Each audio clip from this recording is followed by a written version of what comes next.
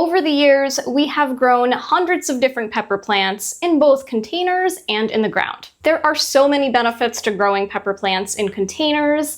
You can bring your plants outside sooner. They're great for small spaces like patios, and generally you have less weeds to deal with. But growing plants directly in the ground or in a raised bed can be more economical and easier to manage. Today I'm going to compare these two methods of growing, discuss the pros and cons, and also touch a little bit on which varieties you may want to grow in the ground versus in containers. First up, which may be one of the most important points, is soil control. When you're growing in containers, you have complete control over the soil, so you don't have to deal with some of the things that you may have to worry about when you're growing directly in the ground, like poor drainage, texture, and soil-borne diseases. Of course, you can and you should amend your in-ground soil and work to improve it, but this process can take a really long time. Container mix gives you a known baseline to work with and really helps to set your plants up for success right from day one.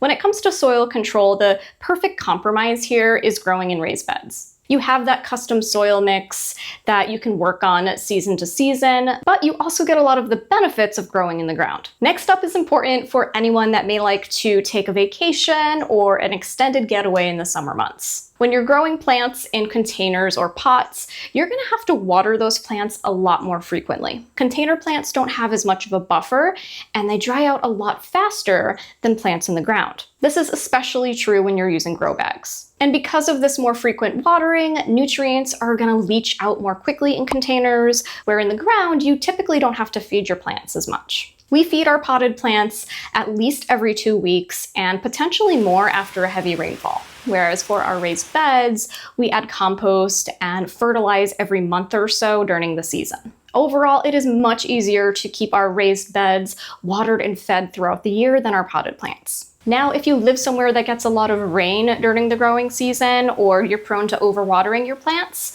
then container growing may be the better choice. You just need to keep a really close eye on your potted plants to make sure they don't dry out and run out of nutrients. And remember, you can use a layer of mulch over the soil of both your container plants and your in-ground plants to help prevent a bit of that water loss. And if you want the flexibility of containers without worrying about watering while you're away, Calvin made a self-watering container a few years ago, and we have used it every season to grow peppers. Basically, it holds extra water underneath the soil and sucks it up into the pot when it's running low on moisture. This can give the plant an extra few days of hydration before it needs to be refilled. Before I get into one of my absolute favorite reasons for growing plants in containers, I want to thank Bootstrap Farmer for supporting this video. Bootstrap Farmer makes some of our favorite gardening supplies, including grow bags, which are great for growing peppers and other vegetables in the garden. They also have high-quality insect netting, which is great for covering your pepper plants and when you're growing in raised beds. If you've ever used insect netting, which we do recommend doing early in the season, you've probably struggled with really cheap brands that tend to rip and tear. The Bootstrap Farmer netting is actually really good quality, so you can use it year over year, saving you money in the long run and keeping your plants protected from pest damage. So check out Bootstrap Farmer the next time you're in the market for some high quality gardening supplies that will last you from season to season. One of my favorite reasons for growing plants in containers is mobility. And I'm not talking about all the bending and the kneeling that's involved with growing plants in the ground, though this is a fair point.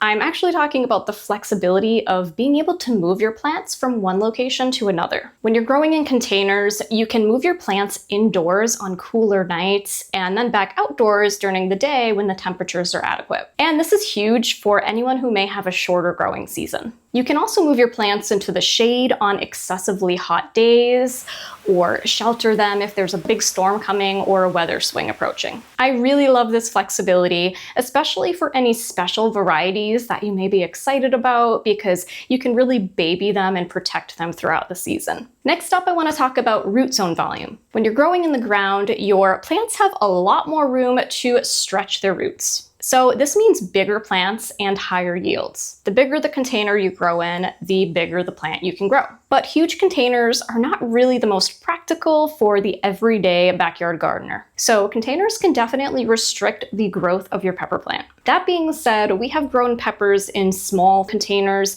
all the way up to our 23-gallon whiskey barrel. It all depends on your overall goals in the garden, as well as the variety of the pepper. So you may be wondering, do we prefer to grow peppers in the ground or in containers? And the answer is both. It really depends on the variety that we're growing. Small, compact pepper varieties do really well in containers, as well as varieties with smaller fruits. Some examples would be Thai chilies, the Santaka pepper, ají charapita, cobanero, or small dwarf varieties like the Medusa. You don't need a lot of space to grow these, and many of them are ornamental and they look best in containers anyways. And like I mentioned previously, any varieties that you're really excited about, where you may want to bring them inside for inclement weather, they may be better suited for container growing. Larger varieties that have really heavy fruits, they do better in the ground where they can be properly staked and supported. We really prefer to grow our bell peppers, poblanos, and banana peppers in our raised bed.